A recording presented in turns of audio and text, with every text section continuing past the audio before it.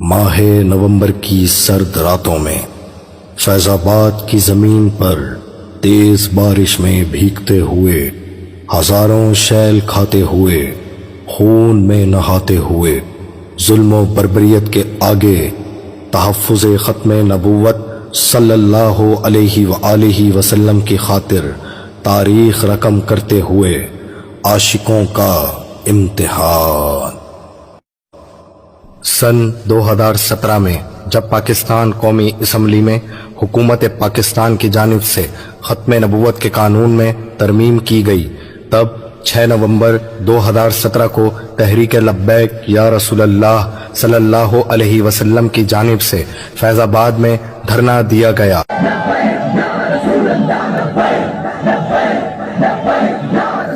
اس وقت تحریک کے سربراہ خادم حسین رضوی رحمت اللہ تعالی علیہ تھے۔ پاکستانی مسلمانوں کی بدقسمتی یہ تھی کہ اس وقت حکومت پاکستان مسلم لیگ نون کی تھی۔ اسی حکومت نے ممتاز قادری علیہ رحمہ کو گستاخ رسول کو واصل جہنم کرنے پر پھانسی کی سزا دی۔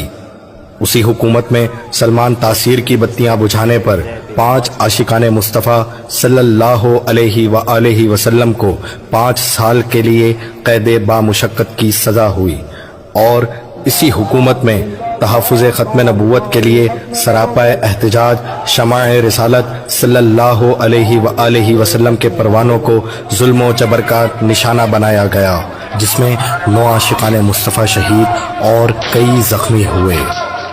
2018 کے الیکشن میں تحریک لبیک پاکستان اچھے خاصے ووٹوں سے پاکستان کی تیسری بڑی جماعت بن کر ابھری، لیکن امت مسلمہ کا ستارہ اب بھی نہیں چمکا تھا۔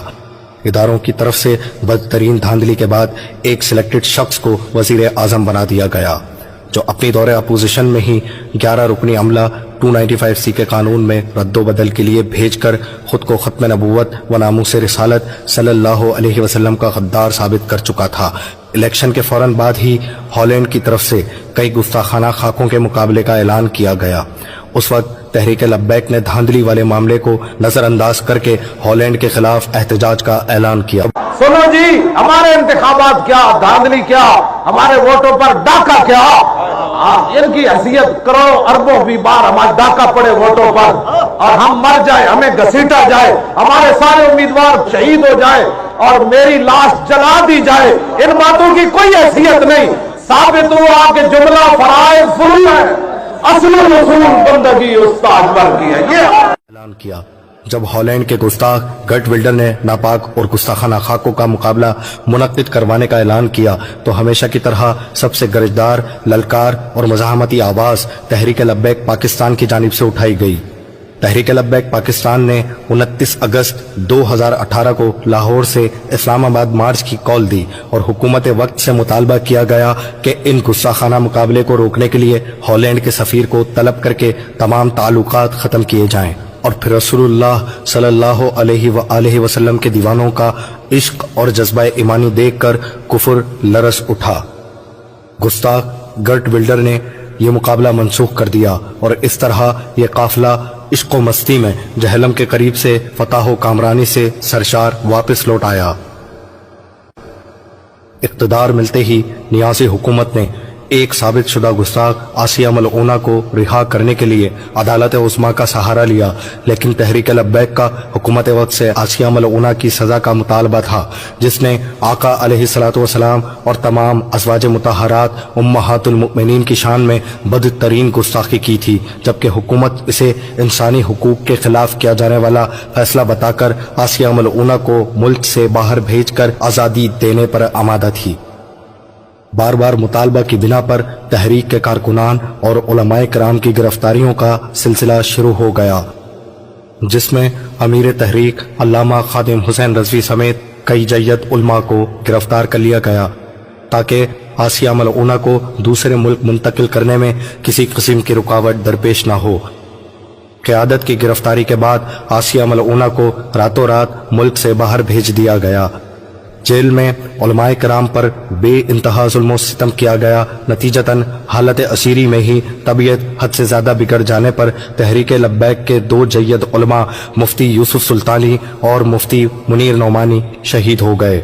امیر تحریک خادم حسین رضوی رحمۃ اللہ تعالی علیہ کو لگ بھگ 6 ماہ کے عرصے بعد رہا کیا گیا۔ اسی دوران فرانس کی طرف سے ریاستی سطح پر آقا علیہ الصلوۃ والسلام کی ایسی بدترین گستاخی کی گئی جو 1400 سال کی تاریخ میں کبھی نہیں ہوئی۔ فرانس کے صدر کی طرف سے عقائد و جہاں کے خاکے شائع کیے گئے، جس پر 15 نومبر 2020 کو خادم حسین رضوی کی سربراہی میں فرانسیسی سفیر کی ملک بدری کے خلاف دھرنا دیا گیا۔ اس وقت آپ علیہ رحمہ شدید علیل تھے، لیکن ناموس مصطفیٰ صلی اللہ علیہ وسلم کے لیے آپ کی علالت نے بھی آپ کے حوصلے پست نہ کیے۔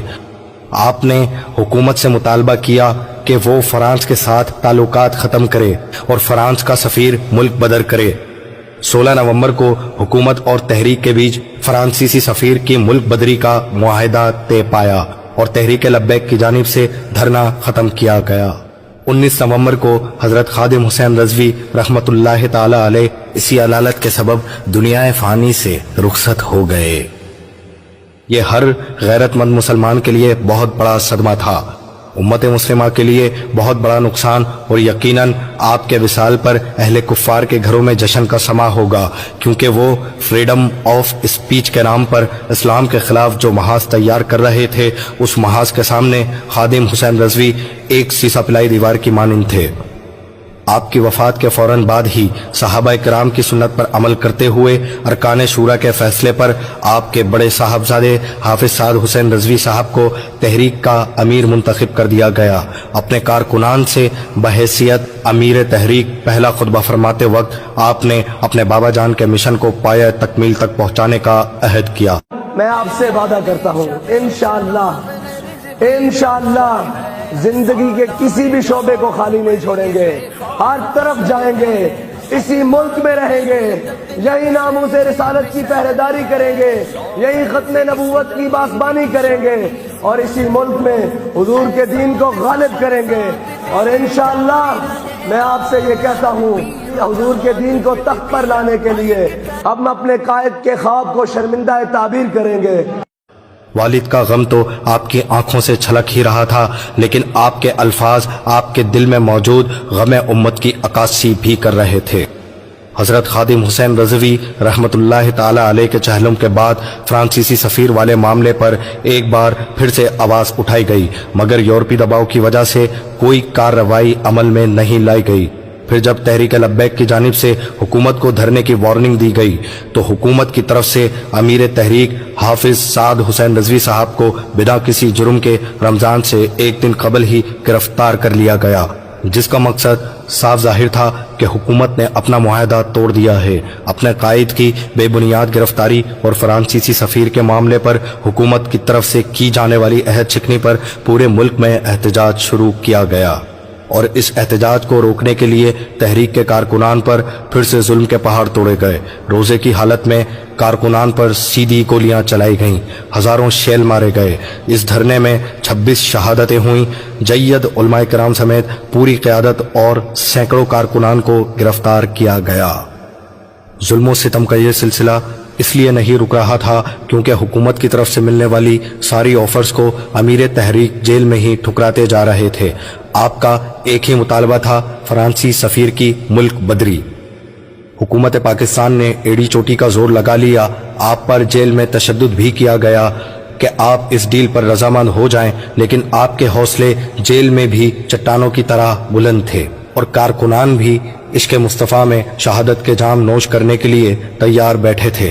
سعد حسین رضوی کو ڈیل پر راضی کرنے کی ایک وجہ یہ بھی تھی کہ حکومت کے پاس آپ کے خلاف کوئی ثبوت ہی نہیں تھا جو وہ عدالت میں پیش کر کے آپ کو مجرم ثابت کرتے۔ بالآخر معاملہ اس بات پر طے ہوا کہ دھرنا ختم کر دیں، ہم آپ سے معاہدہ کرتے ہیں کہ سفیر والے معاملے پر آپ کا ساتھ دیں گے۔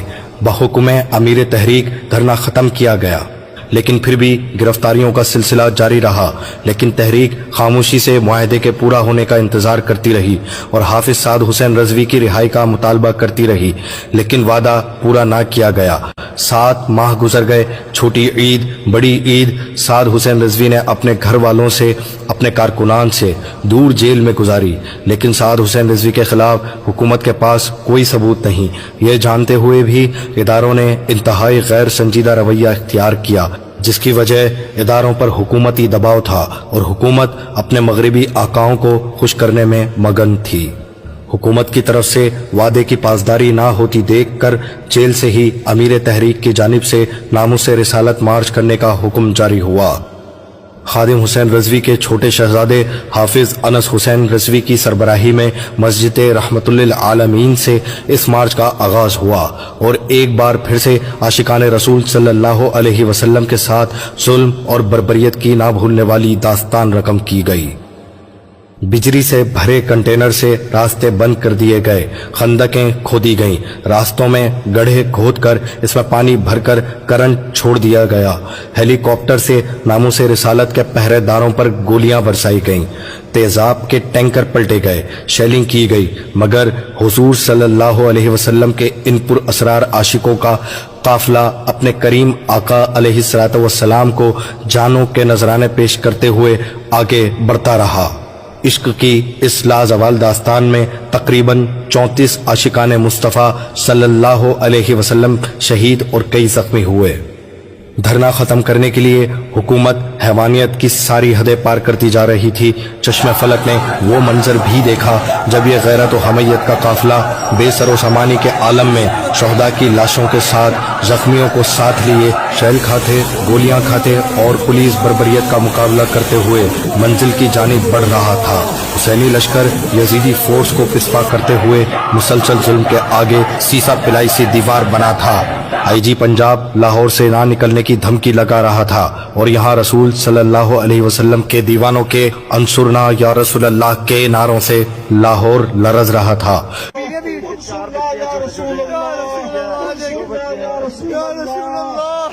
इनको फ्रांस का, यूरोप का साथ चाहिए यार, जो है अल्लाह का साथ नहीं चाहिए। लेकिन मदीना की रियासत था। शहदा और जख्मियों का खून कारकुनान का लहू गरमा रहा था और वो मुसलसल अपने महबूब कायद की रिहाई और मलऊन सफीर की मुल्क बदरी का मुतालबा कर रहे थे। सड़कों पर सोकर, खुराक की किल्लत बर्दाश्त करके, मौसमी शिद्दत का सामना करके और जुल्म जबर के सामने ये काफिला हुसैनी लश्कर की याद ताज़ा कर रहा था। जुल्म तो फिर जुल्म है, बढ़ता है तो मिट जाता है।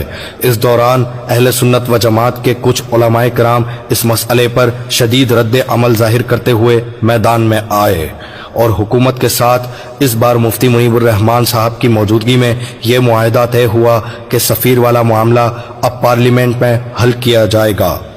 उसी वक्त हाफिज साद हुसैन रजवी की रिहाई हुई। आपके कारकुनान ने फूलों से आपकी राह गुजर को सजा दिया। तहरीक के लोगों में मिठाइयाँ तकसीम की गईं। एक ईद का समा था, क्योंकि आप इतने जुल्म और सितम के बाद भी झुक कर नहीं बल्कि झुका कर आए थे। आपकी रिहाई के अगले दिन ही अल्लामा खादिम हुसैन रजवी रहमतुल्लाह ताला अलैह का उर्स मुबारक था, जिसमें लाखों आशिकाने मुस्तफ़ा सल्लल्लाहु अलैहि वसल्लम ने शिरकत की। 19, 20 और 21 नवंबर को उर्स शरीफ का सिलसिला जारी रहा। हुकूमत की तरफ से तहरीक लब्बैक के साथ हुआ मुआहदा पूरा तो नहीं हुआ, लेकिन नियाज़ी हुकूमत का तख्ता बुरी तरह पलट गया। जो तहरीक लब्बैक को कल अदम कहते थे, वो अपने ही हाथों से अपनी हुकूमत ख़त्म करने पर मजबूर हो गए, जबकि तहरीक लब्बैक आज भी अपनी आबोताब के साथ चमक रही है। बेशक मेरा रब बेहतर इंतकाम लेने वाला है। जा अल हक़्क़ु व ज़हक़ल बातिल इन्नल बातिला कान ज़हूक़ा। हक आया और बातिल मिट गया, बेशक बातिल को मिटना ही था।